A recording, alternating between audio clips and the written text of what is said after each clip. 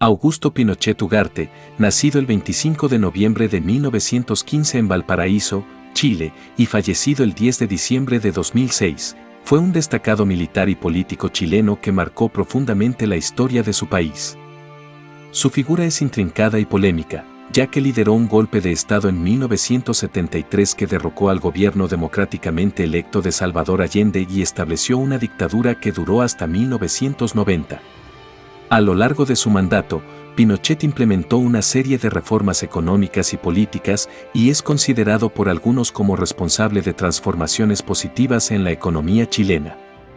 Sin embargo, su legado está entrelazado con abusos a los derechos humanos, represión y censura, lo que ha generado debates persistentes sobre su verdadero impacto en Chile.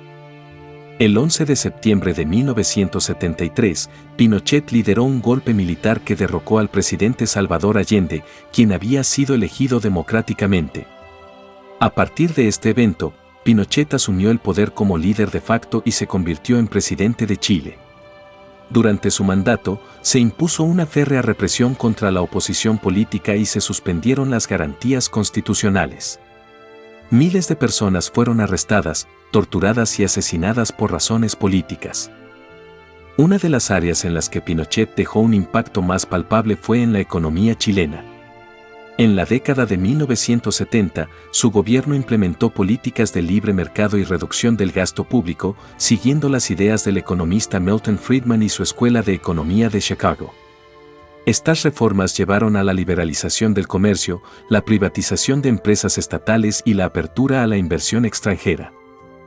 Este enfoque económico, conocido como el modelo económico chileno o el milagro económico, logró un crecimiento sostenido de la economía durante varios años, con tasas de crecimiento que superaban a las de la mayoría de los países de América Latina.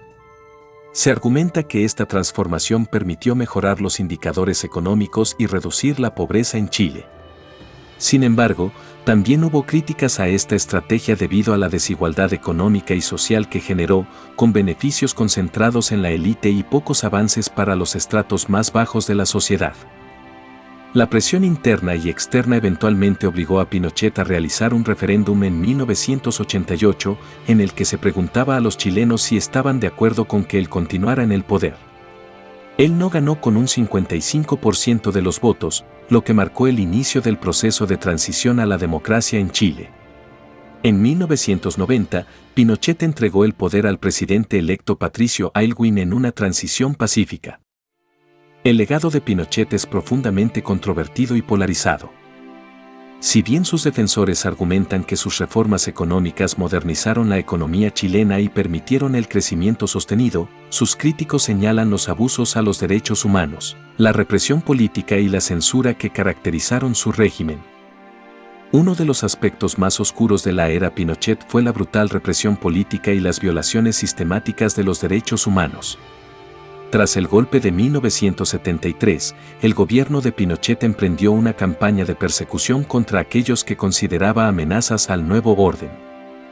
Miles de personas fueron detenidas, torturadas y ejecutadas por motivos políticos y muchas otras fueron forzadas al exilio.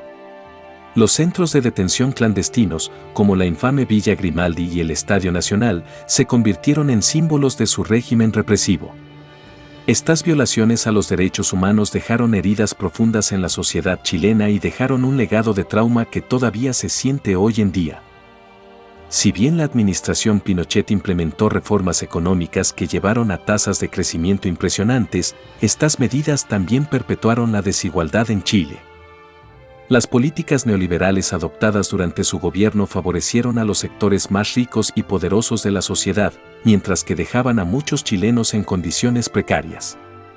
La privatización de servicios públicos esenciales, como la educación y la salud, llevó a una brecha entre quienes podían pagar por ellos y quienes no. Esto exacerbó las divisiones sociales y generó tensiones que han persistido en el país. El derrocamiento de Salvador Allende y la instauración de la dictadura militar de Pinochet marcó un quiebre en la tradición democrática de Chile. La supresión de las voces políticas opuestas y la manipulación de los procesos electorales durante su mandato consolidaron su poder autoritario. Aunque el régimen finalmente organizó un referéndum en 1988 que condujo al fin de su presidencia, la democracia chilena había sufrido un grave deterioro. La herencia de la falta de confianza en las instituciones democráticas y la memoria de la represión obstaculizaron la reconciliación y la participación política. Uno de los aspectos más problemáticos del legado de Pinochet es la impunidad que prevaleció en relación con los crímenes cometidos bajo su régimen.